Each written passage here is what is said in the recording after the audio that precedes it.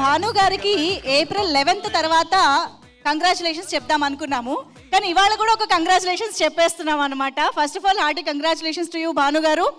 భాను గారు ఈ సినిమాకి స్క్రీన్ ప్లేలో హెల్ప్ చేయడం జరిగింది, రాయడం జరిగింది. అయితే ఈ సినిమా రిలీజ్ అయ్యకంటే ముందే రవితేజ గారి 75th ఫిలిం అనౌన్స్మెంట్ డైరెక్టర్గా జరిగింది.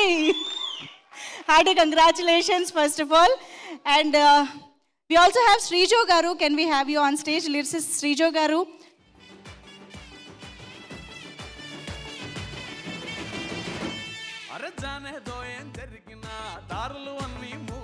Yes, Bhanu garu munduga mimmalni maatladavaల్సిందిగా కోరుతున్నాం. అందరికీ నమస్కారం అండి. ఈ సినిమాకి గీతాంజలి మళ్ళీ వచ్చిందన్న సినిమా కన్నా ముందే నేను గీతాంజలి సినిమాకి పనిచేశాను.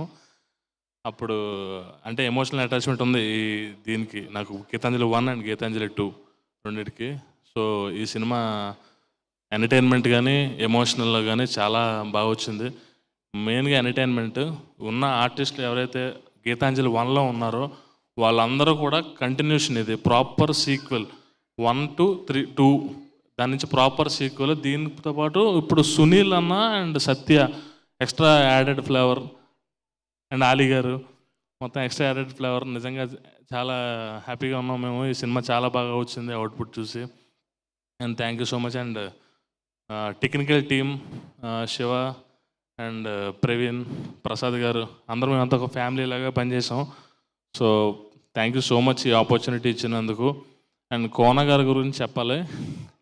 ఆయన్ని కలిసిన తర్వాత నా కష్టాలన్నీ తీరిపోయాయి. ఎందుకంటే ఆయన ఫస్ట్ ఆపర్చునిటీ ఇచ్చారు నాకు, తర్వాత ఇప్పుడు ఈ స్టేజ్ మీద ఉండి ఈ అప్లాజ్ అంతా మీ వల్లే sir. Thank you so much, thank you so much, thank you. And Prasad గారు, విజేంద్ర ప్రసాద్ గారు, మీరైనా inspiration sir. Thank you so much, మీరు వచ్చి ఇలా విష్ చేసినారు. Thank you so much.